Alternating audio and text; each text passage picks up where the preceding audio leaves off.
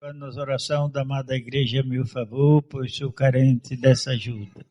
Oremos ao Senhor. Amado Deus e maravilhoso Pai, Senhor amado, graças te damos, meu Senhor, por essa oportunidade de nós podermos estar aqui reunidos na tua casa. Meu Senhor, usa de misericórdia, meu Senhor, abençoe esse grupo de jovens, meu Senhor, que se dispuseram para se te servir, meu Senhor. Tu é um Deus que pode fazer todas as coisas. Aumenta a tua fé nesses corações, meu Senhor, dê sabedoria, dê entendimento para que eles possam prosseguir te servindo, meu Senhor. Pai querido, é o que te pedimos e agradecemos no teu santo nome. Amém.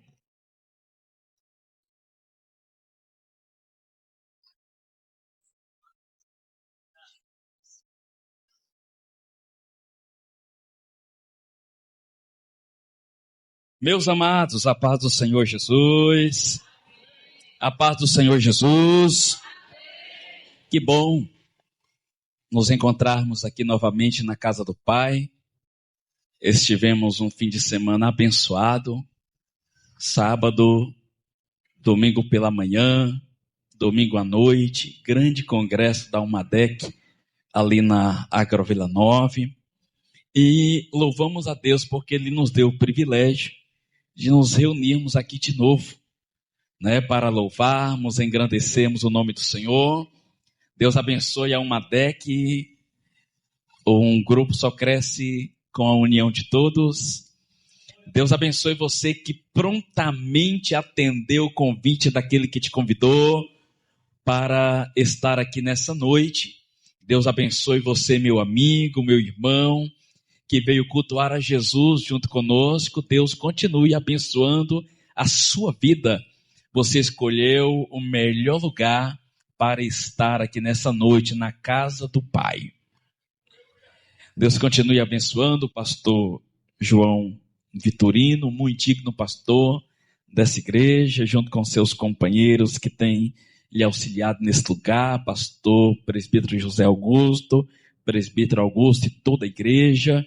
Deus abençoe o pastor João Filho, que pastoreia a congregação ali na Agrovila 3. Já estive ministrando ali naquela congregação, já tem um tempo, mas já estive lá pregando. Meus amados, nossa festa, ela continua debaixo do mesmo tema. E vamos falar mais uma vez o nosso tema, 1, 2, 3. 1, 2, 3. Agora vamos fazer a leitura novamente no tema. Vocês podem olhar aqui para o telão.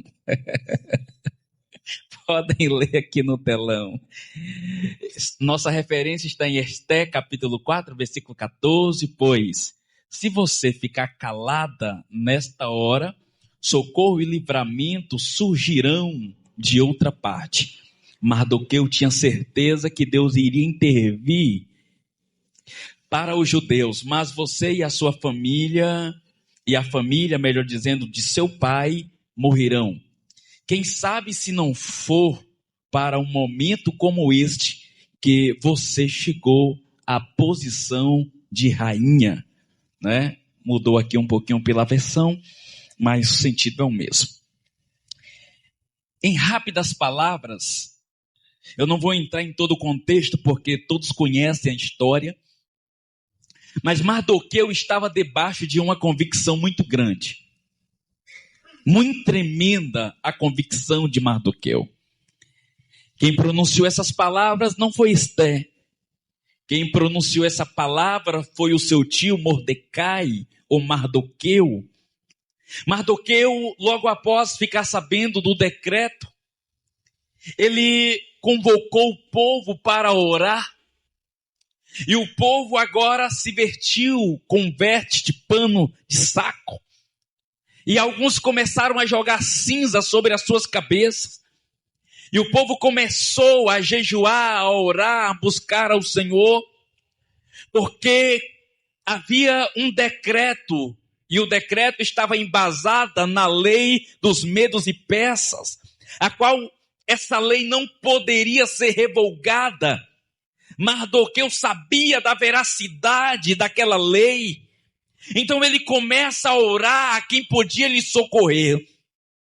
Mardoqueu começou a orar, a suplicar a quem podia fazer alguma coisa, porque há momentos na nossa vida que nem busque refúgio, socorro na terra, no homem, que não vai achar.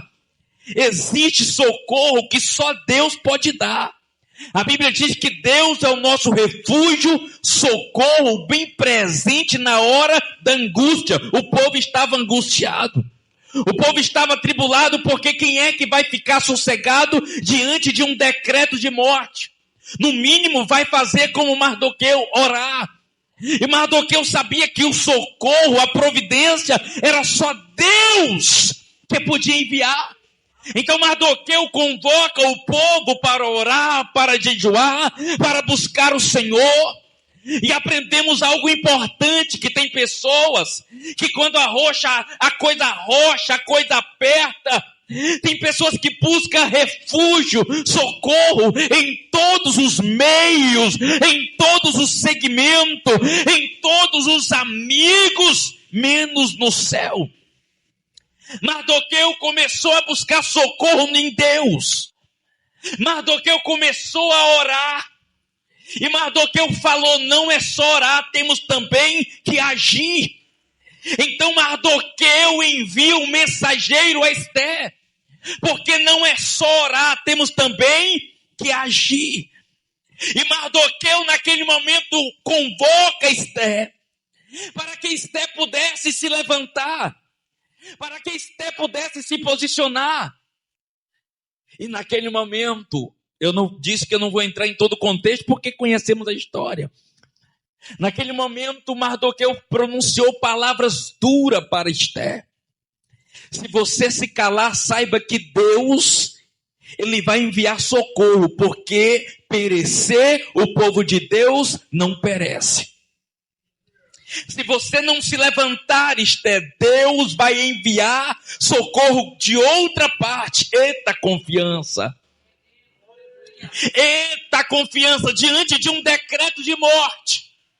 Mardoqueu falou, se você não quiser fazer parte disso, você vai ficar de fora. Mas saiba que a obra de Deus não vai parar porque você parou.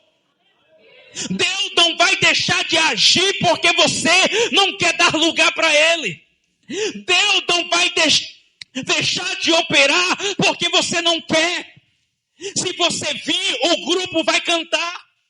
Se você não vir, o grupo vai cantar do mesmo jeito.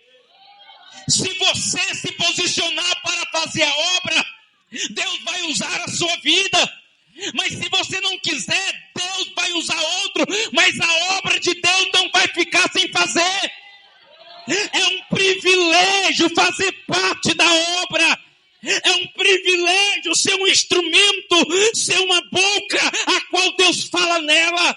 É um privilégio ser uma pessoa capaz de falar, Deus está agindo, está fazendo, está operando através de mim. Mas se você não quiser, Ele levanta outro. Quando Saul pensou que era o tal, quando Saul disse, não tem ninguém como eu, quando Saul se encheu de orgulho, de prepotência, e se achava o tal, e se achava que agora podia desobedecer às leis de Deus, Saul, assentado no trono, pensou que agora ele podia fazer o que bem queria, o que bem entendia. Mas um dia Deus disse para Samuel, eu rejeitei Saul. Eu rejeitei Saul. Ele vai entrar para a história como alguém positivo, alguém que não andou nos caminhos do Senhor, alguém que não guardou a palavra, alguém que não obedeceu, alguém que não temeu, alguém que foi rejeitado. Mas Deus disse, se Saul que é grande, se Saul que faz parte de uma família boa, filho de Quis, se Saul que tem uma estatura de chamar a atenção, estatura invejável, se ele não obedece, se ele não quer, eu rejeito ele e unjo uma criança, mas a minha obra não fica sem fazer. Se Eli, sacerdote assentado para julgar as causas de Israel, não tem mais ouvidos para ouvir Deus, eu levanto um Samuel, eu falo com uma criança, mas a minha obra não fica sem fazer. Eu entendo que para cada época, para cada ocasião, o Senhor contou com um servo, o Senhor contou com um profeta, o Senhor contou com alguém. Quando vamos folhear as páginas da Bíblia Sagrada, nós vamos perceber que na história, Deus sempre usou a vida de um. Deus sempre usou alguém para executar uma obra, para levar uma mensagem. Deus sempre executou um para operar. Deus sempre usou, contou com um para operar. Eu entendi que para cada tempo Deus contou com alguém.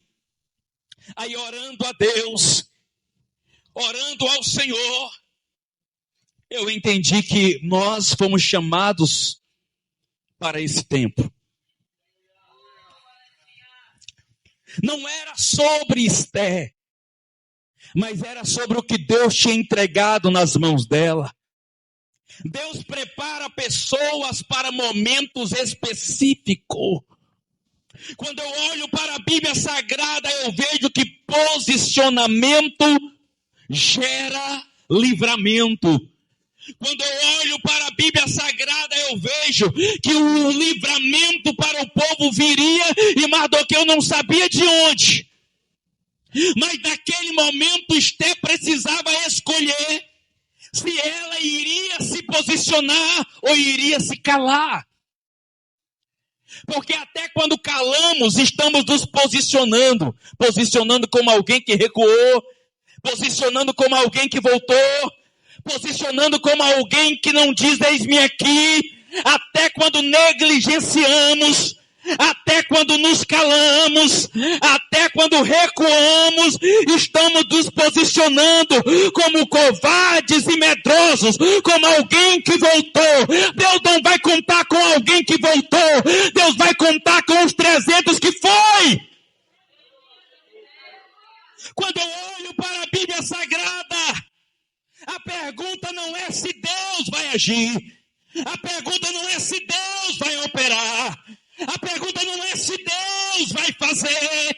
A pergunta é, você vai se posicionar diante do que Deus tem te chamado para realizar através de ti, nessa geração, nesse tempo?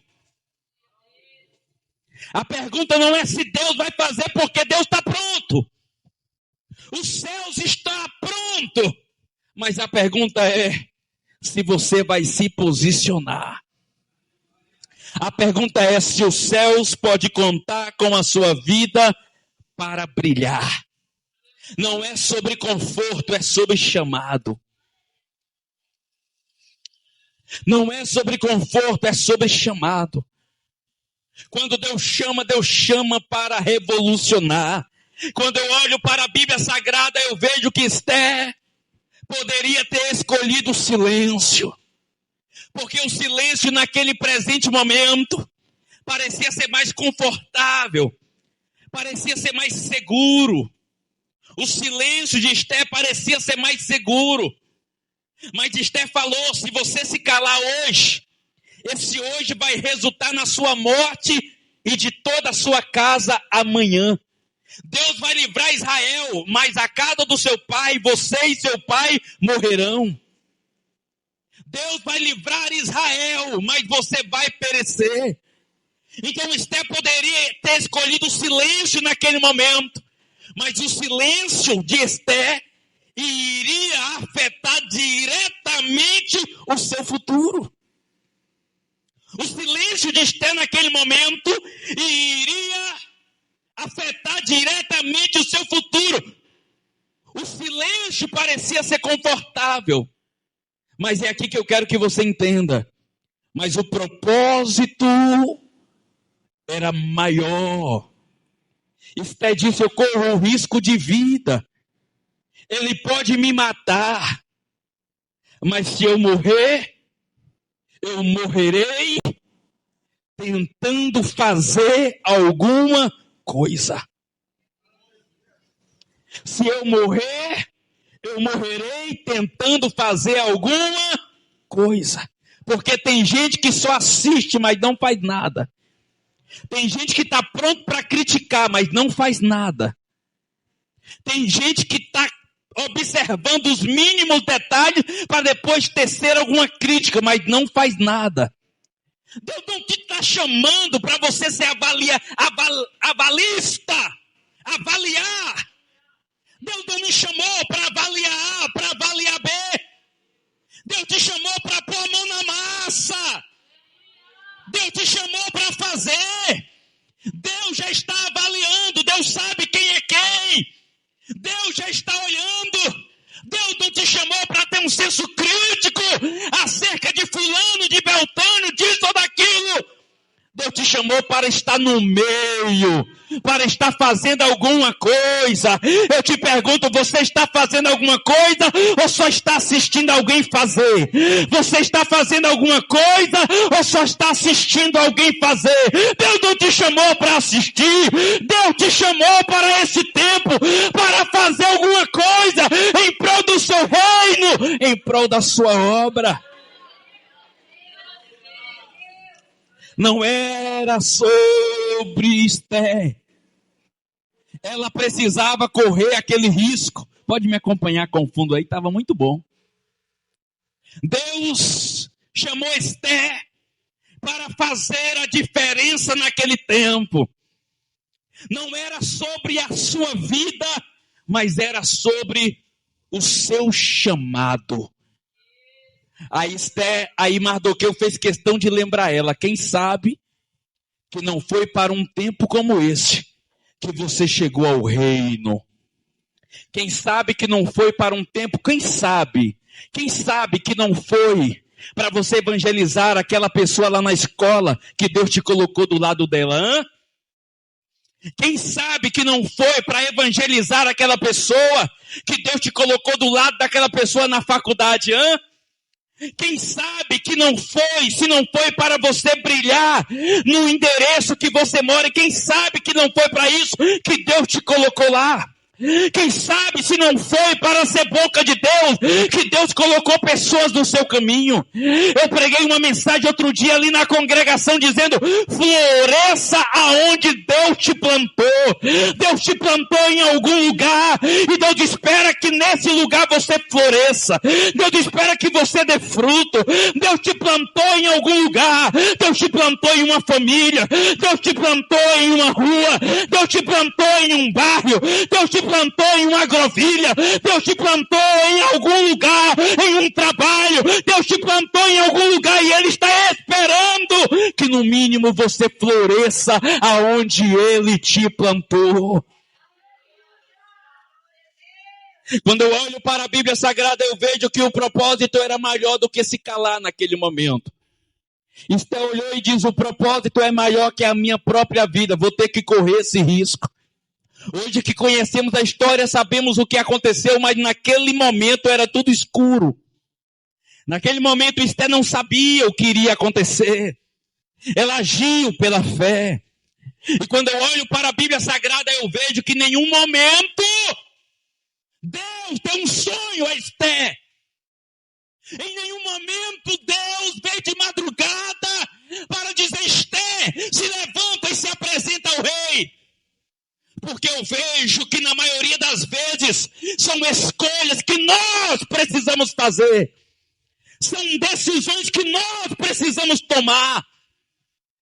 Deus não se levantou. Deus não deu um sonho. Deus não deu uma visão a Esther. Deus não deu uma revelação a Esther. Ela precisava escolher por si só, pela fé que ela tinha no Deus Todo-Poderoso. Para que você quer revelação? Para que você quer um som? Para que você quer que Deus te desperte? Qual é o objetivo? Qual é o propósito? Para que você quer que Deus te abençoe? Qual é a finalidade disso? Qual é o propósito disso? Quando eu olho para a Bíblia Sagrada, eu vejo que tem decisões que precisamos tomar por nós mesmos, pelo que conhecemos de Deus, pelo que conhecemos da palavra e pela fé que temos no Deus Todo-Poderoso. Quando eu vejo Elias se apresentando em Israel, eu vejo Elias diante de Acabe dizendo, profetizando, segundo a minha palavra, não vai chover e não vai haver orvalho. E o céu fechou. Por quê? Porque é exatamente isso. Deus nos chamou. Deus te deu unção e você está fazendo o que com ela? Deus te deu talento e você está fazendo o que com ele? Deus te deu dons e você está fazendo com o que? Com o que Deus te entregou? Quando Deus entregou os talentos, aquele Senhor, melhor dizendo, que representa Deus, entregou os talentos para os servos, ele entregou e viajou, partiu. E quando ele voltou na expectativa de que aqueles que receberam um talento, trabalhou, granjeou, foi para a rua, fez a obra, trabalhou para o reino. E quando ele chegou, ele olhou para o que recebeu 2 talentos e diz, bem está, servo bom e fiel. Ele olhou para o que recebeu 5, bom está, servo bom e fiel. Ele deu o talento e foi embora.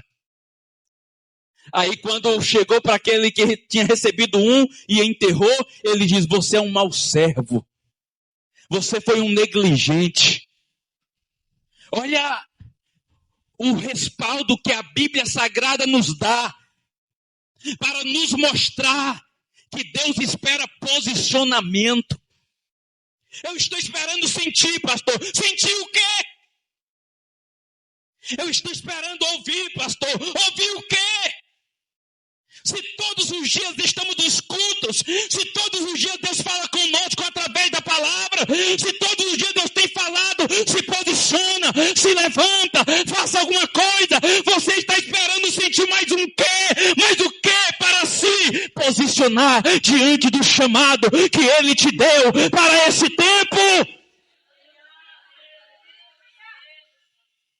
Quando eu olho para a Bíblia Sagrada, eu vejo que o posicionamento afeta direto o destino. Quando eu olho para a Bíblia Sagrada diante do que o texto nos apresenta, eu vejo que o posicionamento seu, o nosso posicionamento hoje, afeta direto o nosso amanhã. E Deus espera que nos posicionamos pelo que já conhecemos.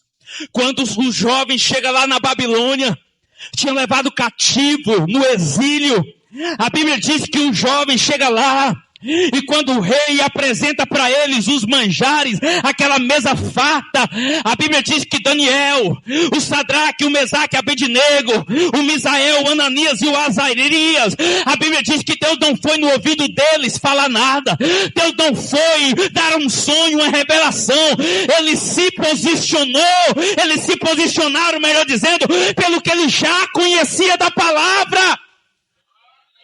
E quando ele chega lá na Babilônia, a Bíblia diz que os 4 puseram no coração não se contaminar com o manjar do rei.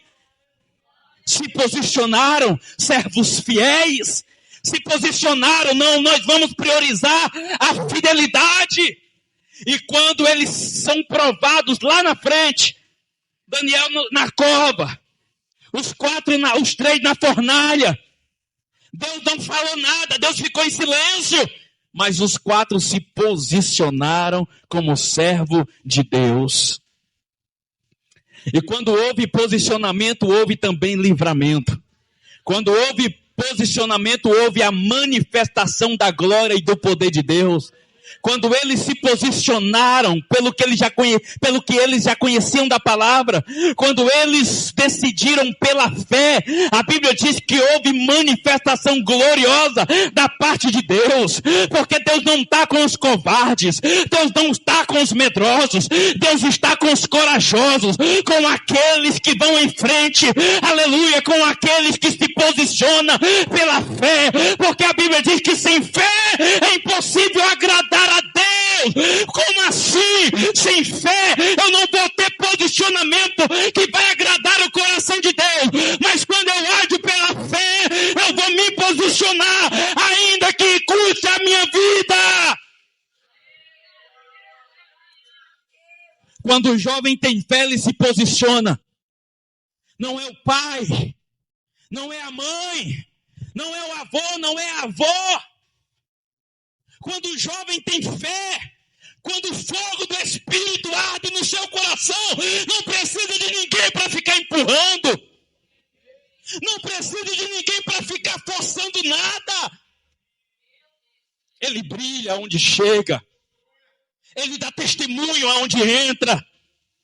Aonde ele chega é um servo de Deus, é um servo do Senhor, e não precisa de ninguém. Não tinha pastor lá, mas os 4 se posicionaram como servo de Deus.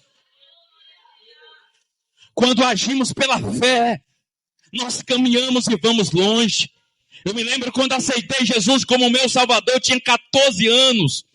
E aos 14 anos eu aceitei Jesus como meu Salvador. Aos 15 anos comecei a ministrar a palavra e até hoje estou nessa trajetória. Eu não vou correndo não, porque eu já vi muita gente correndo e se cansar. Mas eu vou caminhando. E enquanto muitos estão correndo, eu vou dando os meus passos lentamente, porque eu entendi que o importante é seguir em frente. Quando eu olho para a Bíblia Sagrada, eu já caminho para o final, eu tenho que me lembrar de José. José, servo de Deus em casa. Servo de Deus na cisterna. Servo de Deus nas mãos dos ismaelitas. Foi vendido como escravo. Servo de Deus na casa de Potifar. Se posicionou quando a mulher de Potifar se ofereceu para ele. Não, sou servo de Deus. Não posso fazer isso. Por que Deus fez coisas grandes na vida de José e fez coisas grandes através da vida de José? Porque José se posicionou como servo de Deus. Ele se posicionou como alguém que temia ao Senhor. Tem hora que alguém precisa forçar. Tem hora que alguém precisa insistir. Tem hora que alguém precisa pegar no pé, senão não vai. Tem hora que alguém precisa pegar no pé, senão não anda. E eu fico olhando, meu Deus, cadê a fé? Cadê a chama? Cadê o fogo do Espírito? Cadê a unção de Deus? Porque eu fico olhando, quando agimos pela fé, ninguém precisa empurrar. Ninguém precisa empurrar, ninguém precisa insistir. Pelo contrário, eis-me aqui, eis-me aqui, eis-me aqui. Se Deus nos chamou para esse tempo, eu fico me perguntando o que é que Ele deseja de mim. Já que eu fui chamado para esse tempo, já que eu fui chamado para este tempo, o que é que Deus deseja de mim? O que é que Deus deseja de você? Se nós fomos chamados para esse tempo, o que é que Deus espera de você? Qual é o posicionamento que você está tendo em sua casa? Qual é o posicionamento que você está tendo na sua escola? Qual é o posicionamento que você está tendo no seu trabalho? Qual é o posicionamento que você tem quando você encontra seus amigos aí fora? Qual é o posicionamento que você tem no seu trabalho? Qual é o posicionamento? Como você tem se comportado? Será que os céus têm agradado da sua vida? Será que os céus têm olhado para você e têm falado, bom servo, fiel servo? Será? Quando eu olho para a Bíblia Sagrada, eu vejo o que Deus espera de mim. Tem gente que quer ser tudo. Tem gente que quer fazer tudo. Mas quando eu olho para a Bíblia Sagrada, eu vejo o Senhor Jesus falando, ser fiel até a morte. Quando eu olho para a Bíblia Sagrada, eu vejo o Senhor Jesus falando, ser fiel até a morte e dar-te-ei a coroa da vida. Você não precisa forçar nada, você não precisa forçar. Não, você não precisa forçar. Quando o servo é fiel, os céus contempla. Quando Deus foi destruir aquela geração do tempo de Noé, que o olhar do Senhor percorreu pela terra, o Senhor encontrou Noé. E o Senhor falou, não posso destruir o justo com o injusto. Então Deus vai e anuncia a Noé o dilúvio e fala para Noé construir a arca. Porque Noé tinha um posicionamento, diz a Bíblia, que Noé era íntegro em sua geração. Diz a Bíblia que Noé era temente em sua geração. Eu estou falando de um homem que se posicionou no meio de uma geração inteira corrompida. Ah, mas é porque lá em casa meu pai. Ah, mas é porque lá em casa minha mãe. Ah, mas é porque lá na escola isso. Ah, porque quem não quer ser, inventa sua desculpa. Quem não quer ser, arruma sua justificativa. Porque quem quer ser, não olha para um empecilho, nem para isso, nem para aquilo. Ele se posiciona. E os céus respondem. Ele se posiciona e os céus se responde. E eu finalizo a mensagem aqui dizendo, Deus te chamou para esse tempo. E o que Deus deseja de você? Já parou para pensar nisso? Deus me chamou, fomos chamados para esse tempo, só para cantar no grupo, e quando terminar o culto, cadê? Nós fomos chamados para esse tempo. Mas para que Deus me chamou para esse tempo? Olha que coisa linda, todo mundo fardado, bonito, né? As moças bonitas, os rapazes, todo mundo. Olha que maravilha. Continua brilhando assim lá na escola. Continua sendo diferente assim também lá na escola. Continua sendo diferente assim aonde Deus te plantou. Você não pode se misturar. A Bíblia diz que nós fomos chamados. E a Bíblia diz que nós não devemos nos conformar com este mundo. Se fomos chamados para esse tempo, a Bíblia diz, não vos conformeis com esse. Olha aí que chamado. Mas o quê? Transformai-o pela renovação do vosso. Olha que chamado. Para quê, pastor? Que Deus me chamou, pastor? Para quê? Que chamado é esse, pastor? Olha aí. Não vos conformeis com este. Olha que chamado. Olha que chamado. Mas transformai-vos pela renovação do vosso entendimento. Deus quer usar a sua vida nesse tempo. Deus quer usar a sua vida nesse tempo. Você não se levanta porque não quer. Você não brilha porque não quer.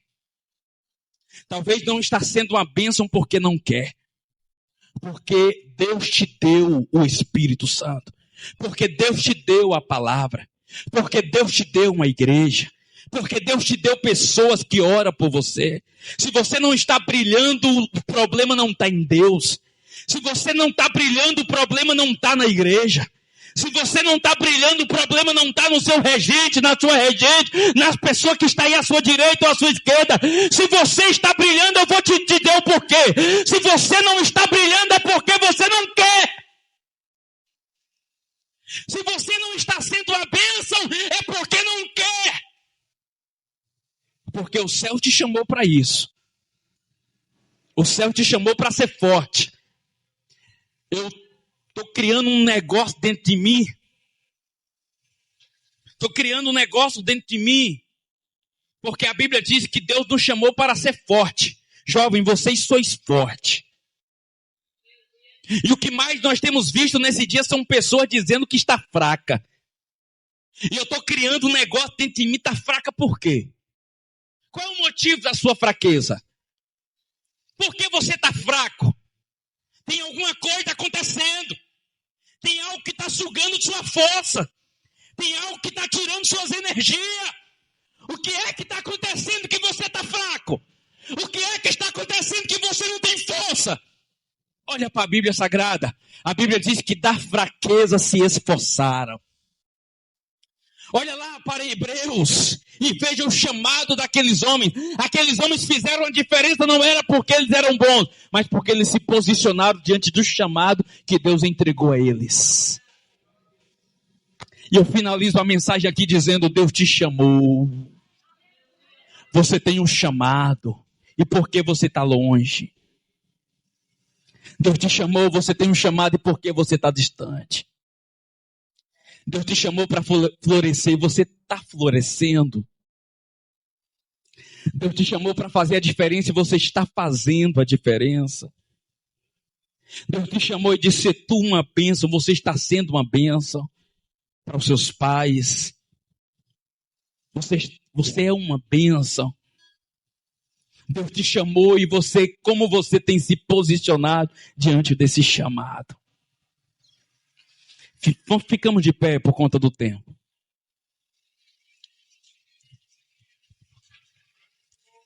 Diga para a pessoa que está do seu lado aí: Deus te chamou, meu irmão. Diga para a pessoa que está do seu lado: você tem um chamado.